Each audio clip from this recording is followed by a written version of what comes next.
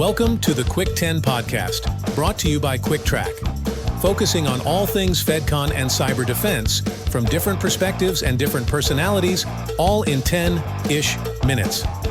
Here's your host, Derek White.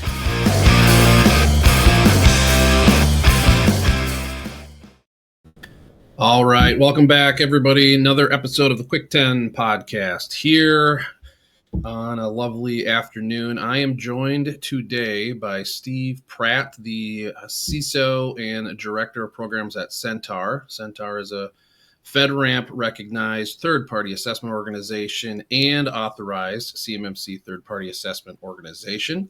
So, Steve, how are you? I'm great. How are you? I'm doing good. I haven't seen you in a while. We caught up a little bit before we recorded, so the world's different than it was last time we saw each other in person. So, it's we'll get right into it on this one because the topic today is going to be around CMMC pitfalls and some of the lessons learned, because here we are going into quarter two of 2025 here pretty soon, and the assessments from the CMMC perspective have begun. So we want to focus on that.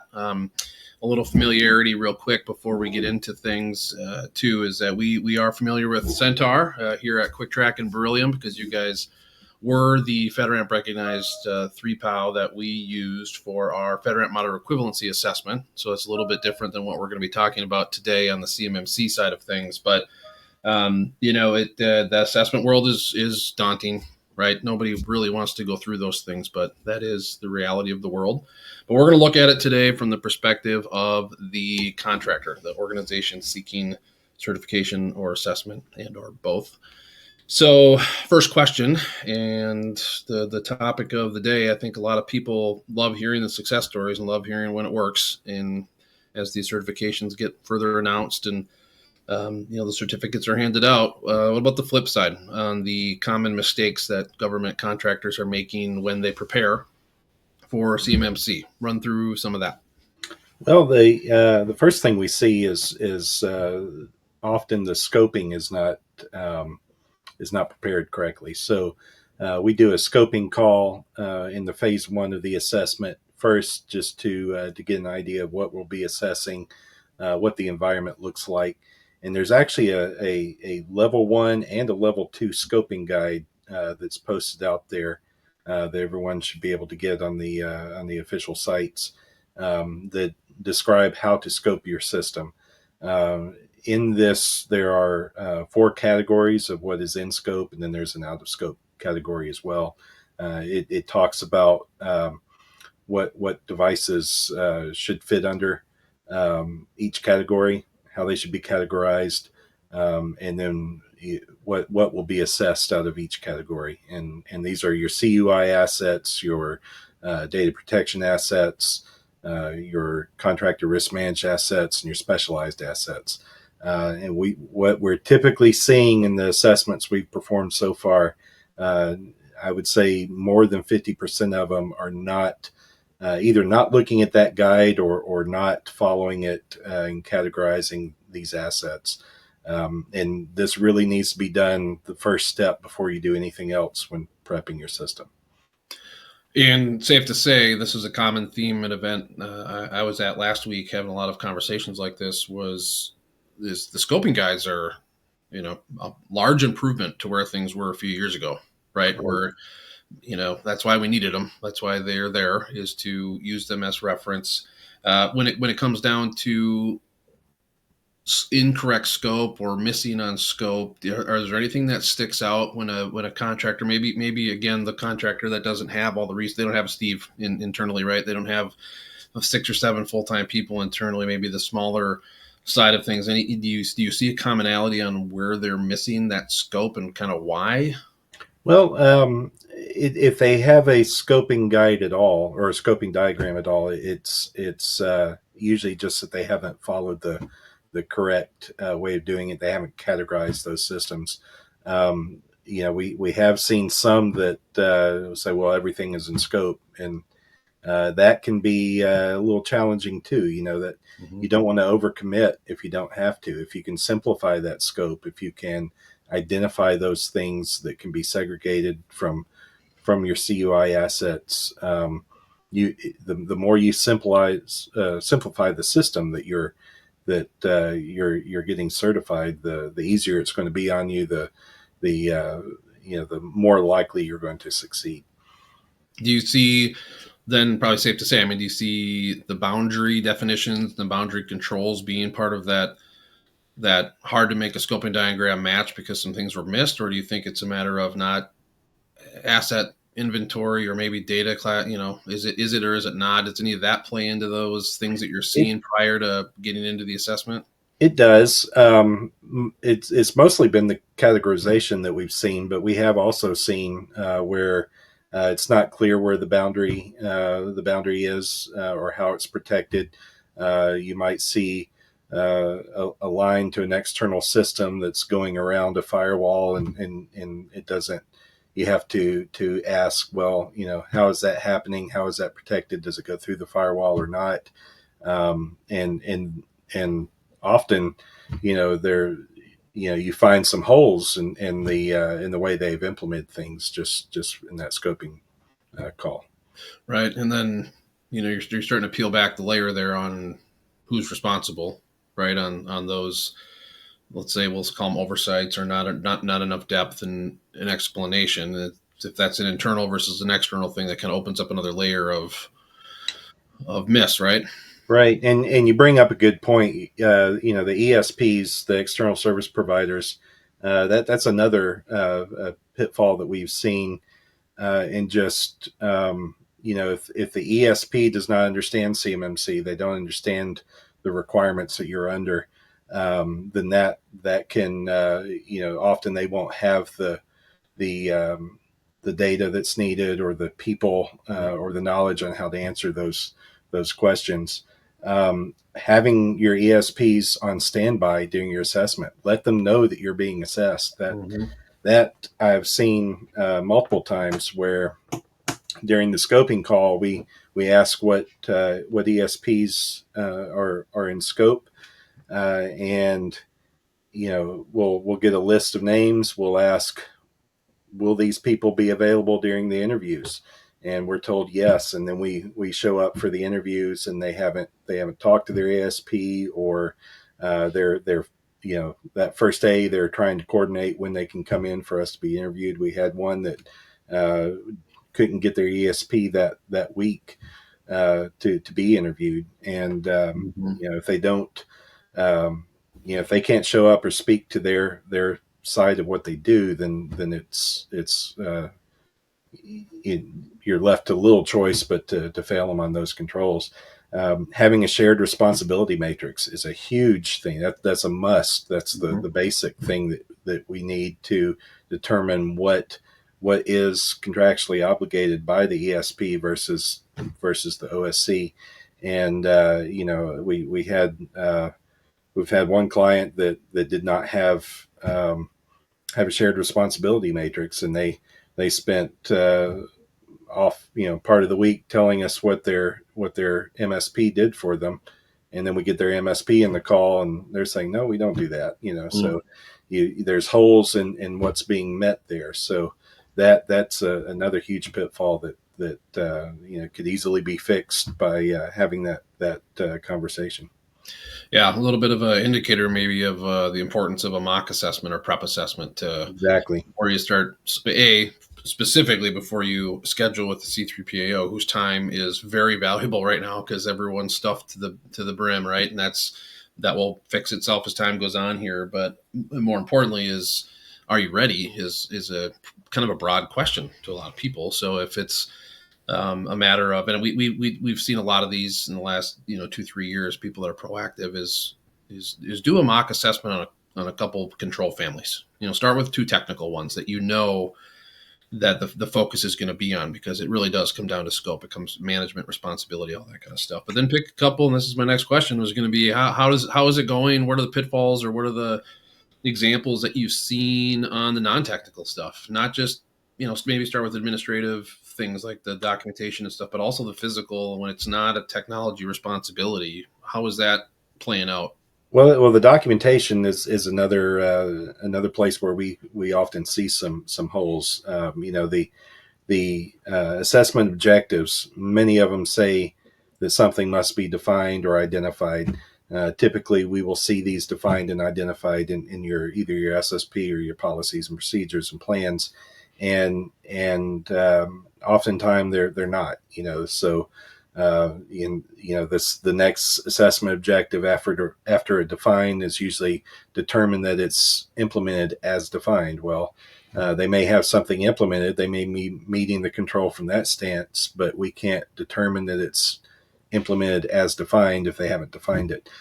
So the SSP is I would say the most important document, with the second being your scoping documentation. But oftentimes the SSP does not match what they're doing, or it's out of date, or they've made a change and didn't update that SSP.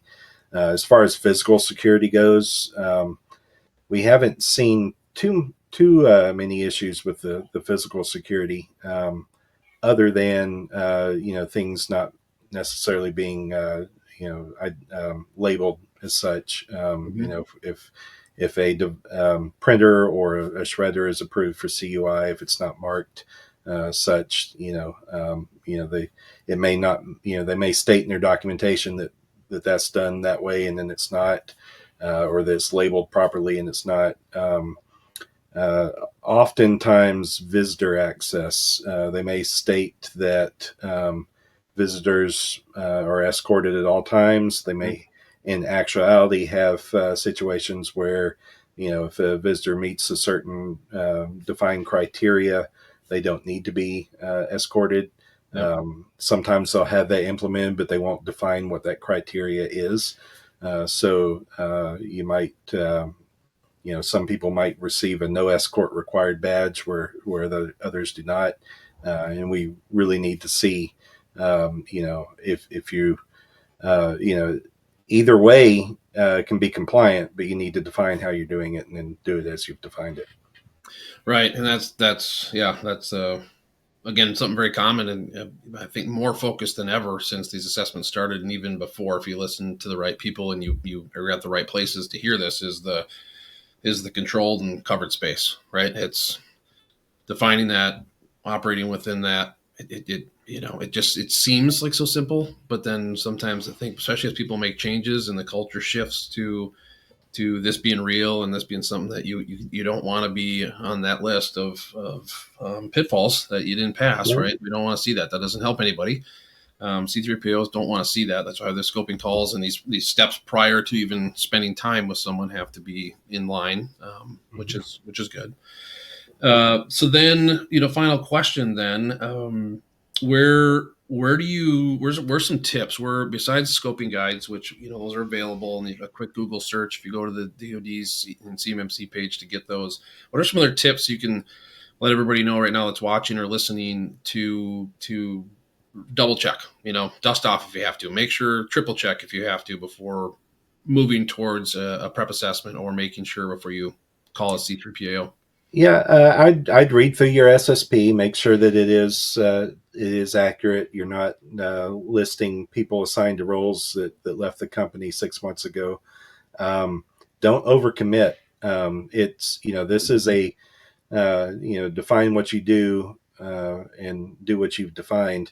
As I said a minute ago, and we, if you are meeting the requirement, you've met the requirement. But if you meet the requirement and then say you do some extra stuff, we have to assess that you're doing what you stated.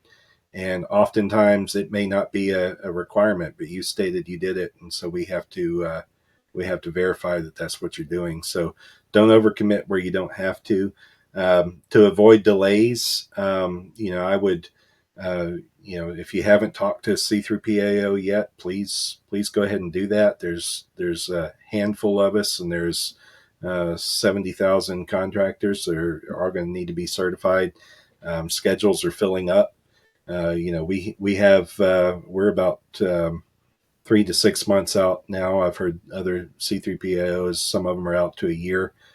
So even if you're not ready to be assessed, go ahead and talk to a C3PAO, find out when they're available, get them on contract and lock in a date.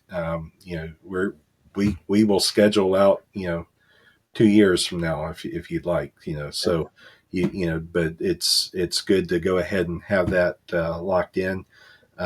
Work with a consultant or an advisor where you can. Cuick Trac's a great product. I'd recommend you guys talk to these guys and see where they can help and where they can make things easier for you, and simplify, take some of that load off of the OSC, help them prepare. All this is a great thing. The ones we see that go the smoothest and the ones that pass usually with no POAMs, or where they have hired a good advisor to help them prepare. Yeah. So just to recap that, and then we'll wrap here is, scoping guides are out there for a reason. Reference those. Map to SSP. Make sure you're going through your system security plan. Review that maybe 2 or 3 times.